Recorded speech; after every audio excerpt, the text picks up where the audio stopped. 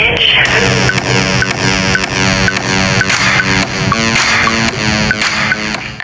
It's Britney, bitch. Welcome to a new series. I became a lawyer because they forced me to. I didn't set out to become a legal expert, but the county forced me to become one.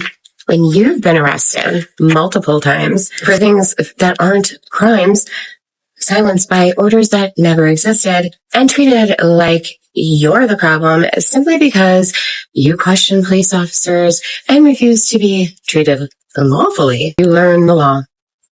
I've spent years, countless hours, family time to protect myself because, unfortunately, if you don't have buku dinero, you don't have $50,000 in the bank to just shell out on a lawyer. I mean, that's basically what we're looking at. Like, it's $10,000 to $20,000 just for a retainer. And so I had to learn the law, and I've studied and studied and studied and studied. And, you know, when you're doing it on your own personal time, no teacher, no nothing, it's going to take some time to learn the rules and to understand the best ways to file documents. Now, I was a legal secretary, so I have a little bit of an advantage, but I will tell you that in my particular county, commissioners and judges treat pro se litigants like major and I think it's to throw them off, and it works. It's not like we're not intimidated already enough, like, in there.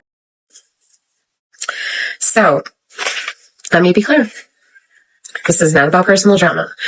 But for years, local officers have operated as if accountability was a choice. And when I questioned it, they retaliated. But my silence recently is not me waving the white flag. You've underestimated me. Frankly, they thought I would break. They've done everything in their power to make me break. And they thought I'd stay quiet. And they thought I didn't know my rights. Guess what? They were wrong. I have spent years documenting everything. Every misstatement of law. Every unlawful arrest. Every refusal to enforce court orders.